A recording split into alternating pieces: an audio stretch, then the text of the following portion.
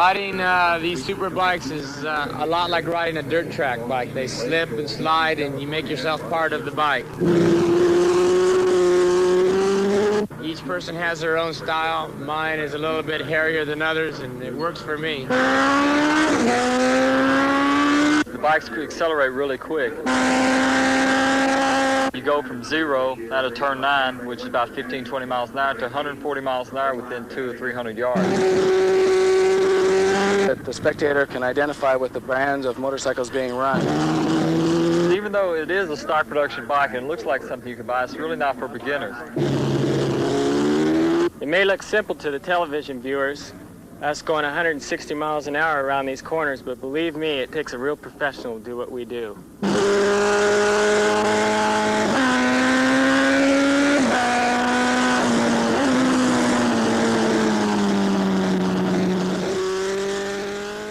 Road racetracks in America, Laguna, Seca, nestled in the rolling hills just inland from Monterey, California. My name is Bob Lee, and I'm your race commentator flying above the track in this Jet Ranger helicopter. We are traveling from the starting line towards turn 1, which for a superbike is a 145-mile-per-hour fifth-gear left-hander. The corner is almost blind, coming right after the brow of a hill. This leads straight into turn 2, also a left-hander, which is taken in fourth gear at 130 miles per hour. Then the bikes accelerate up to 150 miles per hour. On the approach to turn 3, the riders must sit up, brake, and change down to fourth gear. Turn 3 is taken at about 120 miles per hour, with the riders leaning completely off the motorcycle, with their left knee precariously close and almost scraping the pavement. Then there is a short straight up the hill under the bridge towards turn 4, where the riders will again brake hard, shift down to third gear, and line themselves up for this 100-mile-per-hour left-hand turn. Then they tuck themselves in close to the gas tank and accelerate hard up the hill towards the famous corkscrew. Sharp left and right-hand turns where there is a change of direction, camber, and elevation. The riders will change down to second gear and literally pick up the front wheel and wrestle the over 400-pound machine as they change direction. This is followed by the long left-hand 80-mile-per-hour turn 7 and down to the 95-mile-per-hour right-hand turn 8, where again the rider's knees almost become an outrigger for the motorcycle. Then the short straight towards the slowest corner on the track, 15 to 20 miles per hour, and back onto the start-finish straight. Now we invite you to share with David Emdy on our number 56 camera bike the sights and sounds of riding a superbike. This is what it looks like along the start-finish straight, under the bridge, up the hill, and into turn 1. This is a tricky section. Turns 1 and 2 have been taken as one long left-hand swoop. I've got the 2 riders in front of me now. I'll get by one of these before turn 3. Now I can pass. I'm accelerating up to about 150. This bike is going to take some getting used to and handles very differently with the camera on the gas tank. I hope that I can sort it out before the race. Now I'm accelerating hard up the back hill. The front wheel becomes very light. Up over the brow of the hill. Down and brake hard from the corkscrew.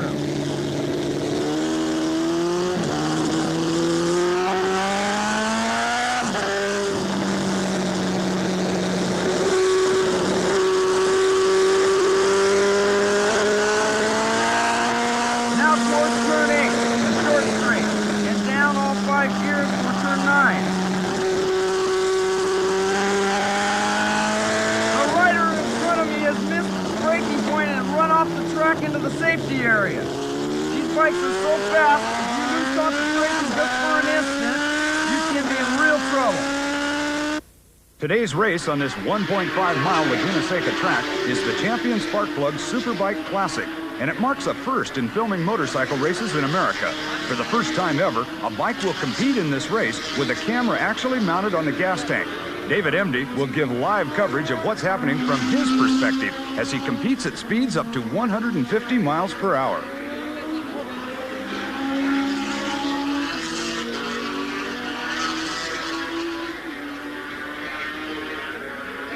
On the back of the bike is a smaller camera from which we hope to see some of the racing from yet a different vantage point.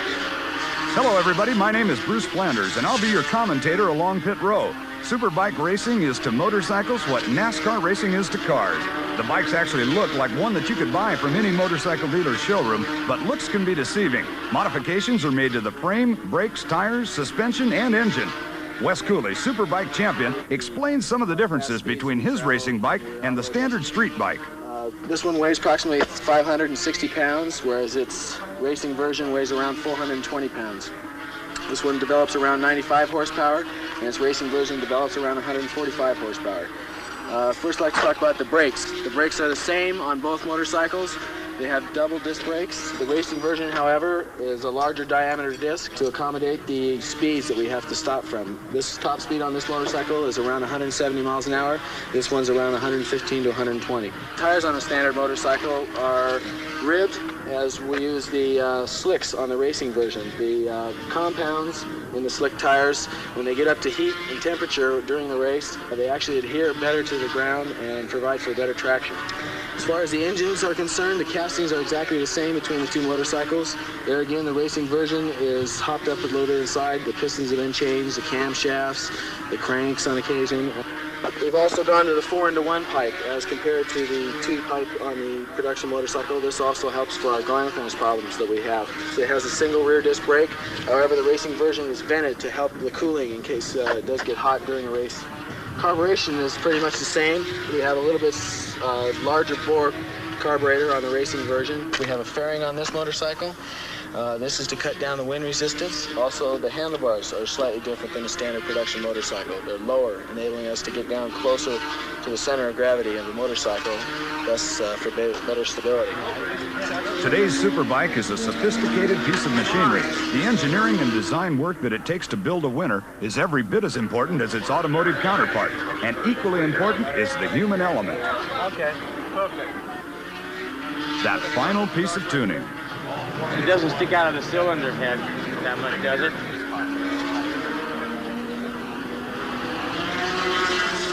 The small points, the final adjustments that will tailor-make each machine for its individual rider's idiosyncrasies and racing style. And after all the adjustments, compromises, theories, and practice runs, the 160-mile-per-hour projectile is fueled and presented to the racing officials for their seal of engineering safety.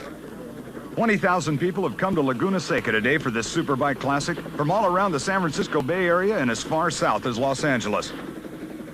They have been promised a battle between championship leaders Freddie Spencer, Eddie Lawson, David Aldana, and Wes Cooley. Over the years, Cooley has consistently been a successful competitor in Superbike races, but riders like David Aldana ride fast and hard and are never to be discounted. If for some reason get out and leave or something, then I gotta... Planning right down to the last minute, being in complete control of the moment. With everything else being equal, the strategy of racing becomes the psychology of winning.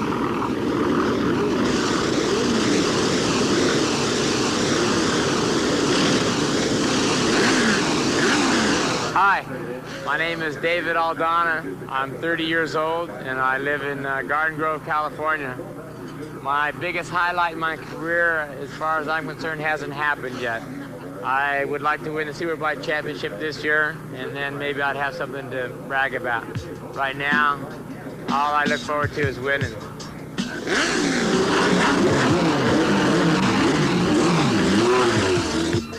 My name is Freddie Spencer. I'm 18 years old. I'm from Shreveport, Louisiana. My most memorable race, I would have to say, is when I won the first 2 heats at Brands Hatch, England, in the Transatlantic Trophy match races. My ambitions is to be 500cc world champion or a world championship title and possibly come back and win the Grand National Championship. I'm David Emdy, Oceanside, California, 22 years old. My biggest ambition is to win Daytona 200. Finished third Daytona year before last in the Superbike race and was first at the Ontario 6 Hour.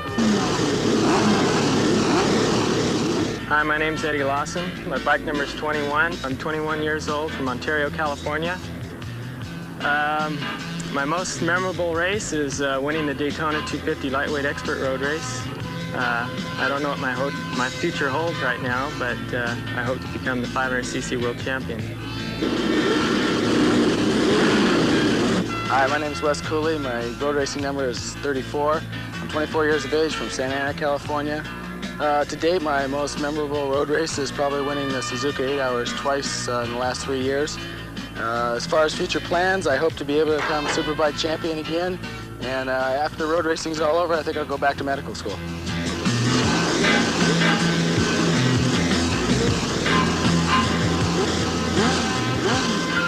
The top 5 qualifiers in time trials earlier today can be seen in the front row of the grid. On the outside, 5th fastest, Kawasaki's Chuck Parham, number 191, at 1 minute 13.792 seconds, a speed of 92.84 miles per hour. 4th was number 31 on the Racecrafters Kawasaki, Harry Klinsman, at 1 minute 13.394 seconds, a speed of 93.14 miles per hour. 3rd fastest is number 109, David Aldana on the Kawasaki, at 1 minute 11.244 seconds, an average of 96.41 miles per hour. 2nd fastest on the Yoshimura Suzuki with a time of 1 minute 10.311 seconds, a speed of 98.01, is number 34, Wes Cooley. And the fastest qualifier on the pole position on the inside of the racetrack, number 8, Honda's Freddie Spencer at 1 minute 9.493 seconds, a speed of 98.71 miles per hour.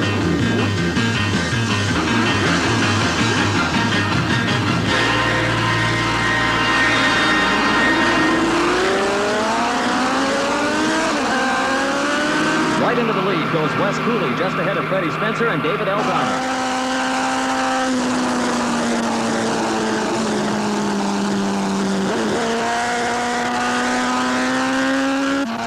Coming down towards turn 3, it's number 34, Cooley, David Aldana, Freddie Spencer, Klinsman, and number 88, Roberto Pietri. Let's see it from David Endy's point of view. David? Wow, this is going to be harder than I thought. Racing and talking at the same time. At the corkscrew, it's Cooley first with Freddie Spencer now ahead of David Aldana. Then Harry Klinsman and Roberto Pietri. Although it's hard for David Endy to talk, let's look at it from his camera.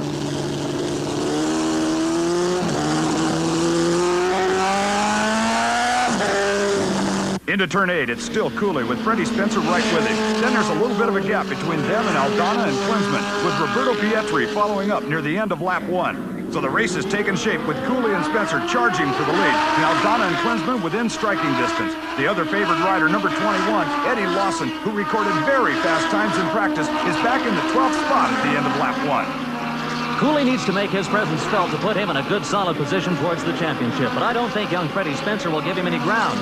In fact, look how close Freddie is staying with Cooley as they thunder towards turn 3 at 150 miles per hour, and almost in unison, their knees graze along the asphalt.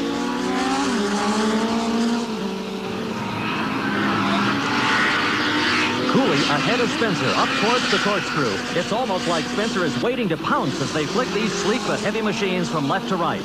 Spencer is going for the inside and trying to pass Cooley towards turn 7, and they're side by side. But Cooley, who has the inside line, is holding on. What a tremendous start to this race, and what a fight these two are putting on. Already they have 3 seconds between him and 3rd place, David Aldana. So at the end of lap 2, it's still Wes Cooley with Freddie Spencer now literally breathing down his neck and looking behind him towards the rest of the field being led by Aldana. Cooley and Spencer through turn 2 and accelerating to 150 miles per hour. And Spencer is right there, and he's going for the lead as they go into turn 3. And he outbrakes Cooley. Freddie Spencer goes into the lead. Let's go to David Endy. I'm just getting into the start-finish straight. First, second, third. It's hard to keep up with the leaders with the camera equipment on the bike. I can't get my body low enough so the gas tank can stay out of the wind. Eddie Lawson, number 21, looks like he's in trouble. He's been looking down at the engine. Lawson was 12th at the end of lap 1. Now he's running 7th here on lap 3, but the bike's not running like it should. It's still 18-year-old Freddie Spencer in the lead, with Wes Cooley right in his slipstream as they accelerate out of the 15-mile-an-hour turn 9. Spencer and Cooley pulling away from everyone else. At the corkscrew, Eddie Lawson, still sitting in 7th place, is again looking down at his bike, and it looks like he's going to pull into the pits. That'll be the end for number 21 today. Fast Freddie Spencer, number 8, now has pulled about an 8-second lead over number 34, Cooley.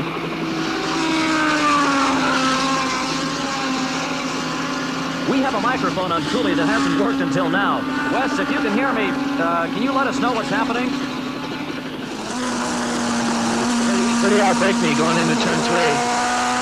I tried to stay up with him, but my car's getting a little slick right now. I think it's better that I stay here in second place and don't crash. If I step out too far, I might end up throwing away in one of these fast corners. The important thing is for me to finish this race. But Cooley is not one to give up easily. He has the tempered style that only comes from a lot of experience. David Aldana, number 109, has been racing for 14 years and who has successfully made the transition from dirt tracks where the bikes spend most of their time sideways to the road tracks where one isn't supposed to get sideways. But Aldana, who's a great crowd pleaser, will often oblige his fans by putting that 450-pound monster on the very edge of its tires. Aldana's in third spot. Freddie Spencer, leading, who at 18 already has almost 10 years experience as a racer. Notice the ease in which Freddie handles that 140 horsepower. In terms that you might better understand, that's the equivalent of putting an Indianapolis race car engine into an economy car.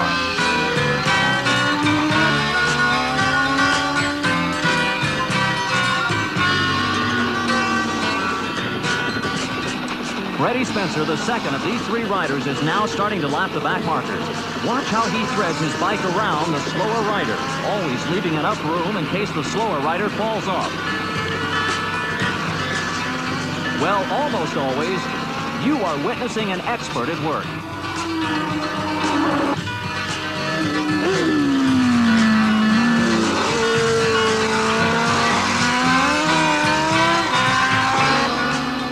Those are Wes Cooley's mechanics. It's hard to tell whether he's confused over Freddie or Wes. It's not like Cooley to let Spencer get as far ahead as he is, but then again, as we heard earlier, Wes Cooley's in it for the long haul. It's championship points that brings the big money, not just winning one race, and he's still 20 seconds ahead of third place Dave Aldana.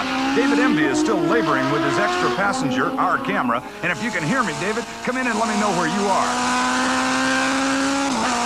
At the back of the course, accelerating up the hill. Concentration is a big thing at this point. If you relax just for a second, that's when you get into real trouble.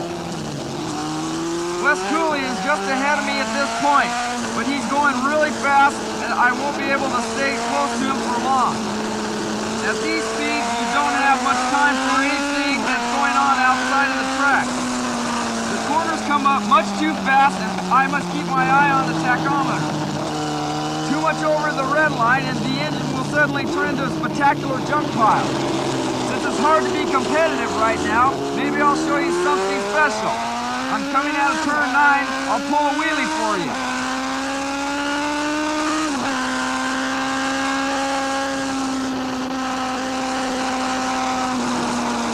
That doesn't win races for you, but it sure is fun and the fans love it.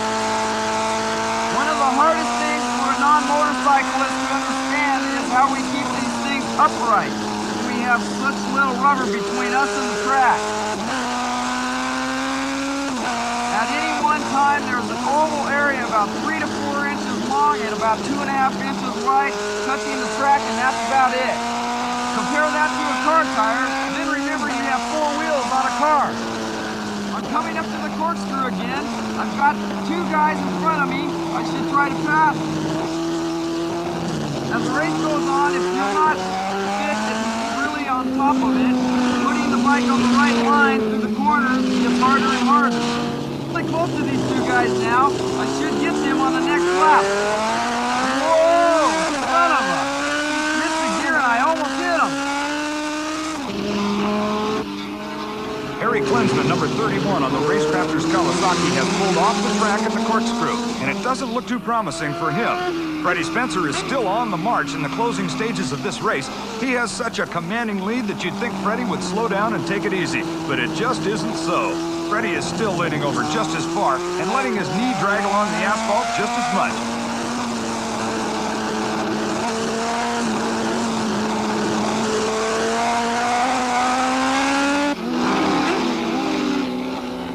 Look at the way he lifts his body all the way over from the right side of the bike to the left side, setting himself and the bike up for the next corner. The farther he leans swings himself into the corner, the farther into the corner the center of gravity is positioned, and the more upright he can leave the bike.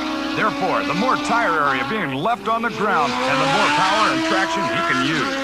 Spencer is now a little over 12 seconds ahead of number 34, Wes Cooley. This is the last lap. Well, you've seen superbike racing from just about every angle. Watching these guys in slow motion on the last lap reminds us that motorcycle racing can be poetic, graceful, and beautiful. Even if Aldana is riding like a wild and crazy guy.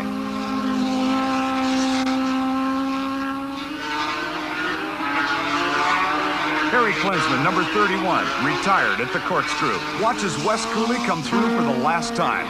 The starter, Bob O'Malley, gets the checkered flag out for young Freddie Spencer. The 18-year-old from Shreveport, Louisiana, wins this Champion Spark Plug Superbike Classic. Wes Cooley from Santa Ana, California on the Yoshimura Suzuki finishes second.